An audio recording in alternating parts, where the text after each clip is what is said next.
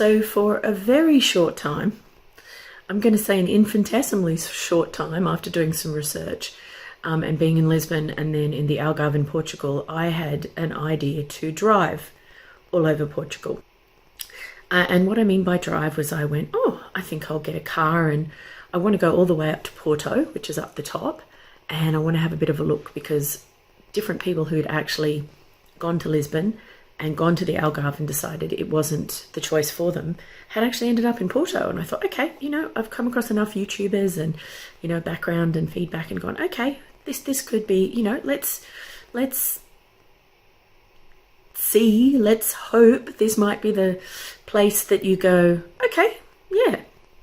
So I at first went, let's drive. And when I'd driven the Algarve for days and days and days, I kind of realized I hadn't driven in about 8 years because you don't drive in London, because you don't need to drive in London unless you really need to drive or go into the country. And I didn't have a vehicle. So it didn't make any sense and it hadn't happened. So this was my first driving since having left Oz and driving on the wrong side of the road and all sorts of stuff, which is a challenge in itself. So this is why I think driving's doable these days, but it depends on where. I like the repetitiveness, and obviously for years and years I had that in Australia anyway. So I thought, okay, I'll drive. I can go inland, I can stop at different places along the coast, I might find some little, and then I thought, I don't need the stress. I was working at the time, I wasn't enjoying the experience, and I thought this is really going to be like me having to really, really push myself. And I didn't want to do that. I wasn't in the right frame of mind, but I also thought this has not been enjoyable for me so far. So it kind of isn't going to take a lot to tip me onto, I don't want to do this. I really just don't want to be here. So I thought, no, so I went, forget it. I'm going to get on a flight and go up to Porto. And it's straight up. I can't remember how long it took. I don't think it's a long flight, but it's straight up. It would have taken me a direct drive. I think it was about 5 hours. So I think the flight was about an hour or so, but it was just easy. I could get on the plane and go straight up. Okay. And this was still COVID time, but it was also internal. So it wasn't a big issue. And I thought, right, let's go to Porto. And so again, I decided on a place that had a kitchen and that looked really comfortable. I look up also like comfy beds and, how it works and everything. And so I thought, okay. And at this point I still had 2 bags. Or 2 big bags that I checked in. I think it was at Porto that I got rid of one. And so I only have the big bag, the rolly bag that goes on with me and the small backpack. And so I was like, okay, let's go to Porto. Let's see if this has got something to offer. Maybe this is going to, tick a box for me and I'm going to go, hey.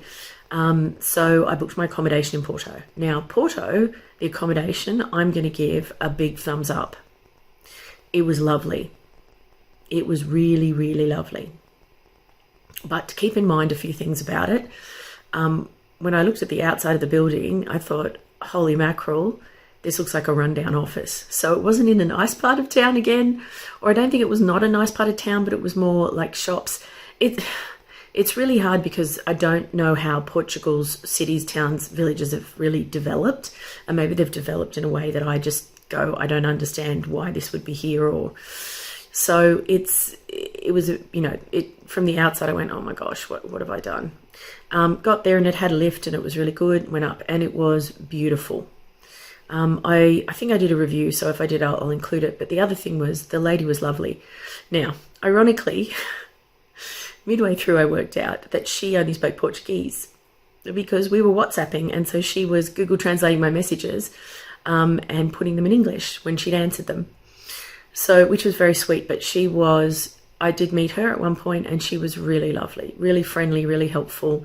She was a beautifully lovely person. And what I mean by helpful, there's very few things I ask. I think I asked about where the washing machine was and it was small things, but she was as helpful as she could be and I really appreciated it. So I think the Porto accommodation was beautiful anyway.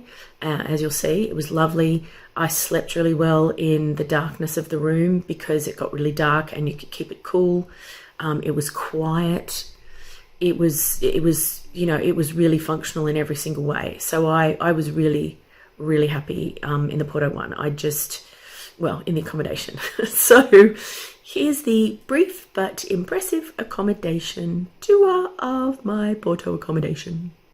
So before I unpack and make a mess, here is my current digs. We have the bathroom, which is, you know, standard, nothing special, but bright, clean, nice, kicking the gloves. But then we have a little kitchen. Oh my God, it's so nice. It's just, it's clean and it's big, and they give you bickies and water. It's so nice. I think there's a fridge here somewhere. Oh, there's the freezer. Oh, I think it's a full fridge. Oh, it's been so long since I had a full fridge. I'm not going to go nuts. But it's a proper cooktop.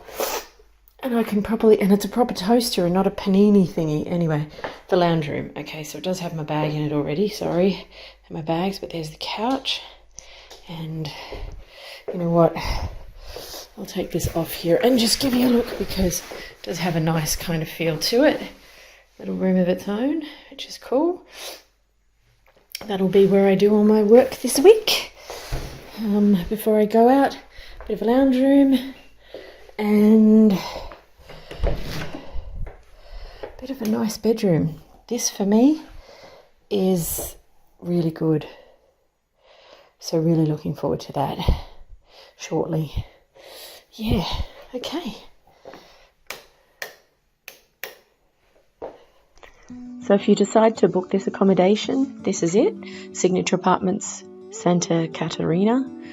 This will give you a sense of, there is some outdoor areas that I didn't spend much time in.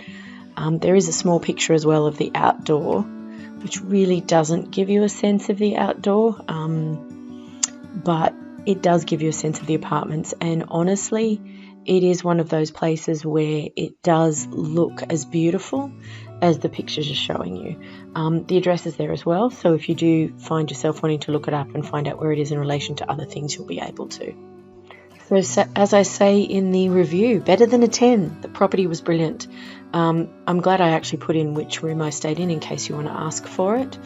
I still remember how nice the bed was and how everything was available. And I have mentioned the host that I had, Amelia. Not sure if she's still working there. But it does give you a bit of a good sense of an overview of it. And hopefully if you do stay there, you have as good an experience as I did. So the one thing to keep in mind about this accommodation if you do book it is, as I said, it ticks all the boxes. So it's a nice place to stay. But you've got to remember, when I'm booking accommodation, in difference to someone maybe who's just going for travel purposes, I'll be spending more time in the accommodation because I'll be working there at different times through the day. So for me, it has to be comfortable. This isn't somewhere I just sleep and shower and maybe grab something out of the fridge in the morning and run out. Like, this is me living in between, you know, sightseeing, traveling, experiencing. So that's the thing about it that was key for me. I will say, in terms of proximity to everything, that I think is the hardest thing. It's the distance, and everything is downhill again. So it's a really, So in terms of the actual geography of Porto, which I'll get onto a bit more in the photo essay and video essay, it's you kind of had to go right down, and then it felt like you were really having to climb back up. So from a location point of view, it probably wasn't necessarily the best choice, but in terms of the actual accommodation itself, I would stand by the fact that it's a nice choice, and I think it was value for money, and it was definitely quality. And you've just heard me marvel about things that weren't relevant to me, like, oh my God, a real fridge, a proper fridge, you know, with a freezer. I won't go mad. I won't go crazy at the shopping centre. And I can't remember if I did or not. I really can't. But yeah. So this was the stay in Porto. I do remember getting a lot more rest and feeling a lot more at home and a lot less anxious, which was a good possibility. So if you're in Porto, this might be one of the places on your list.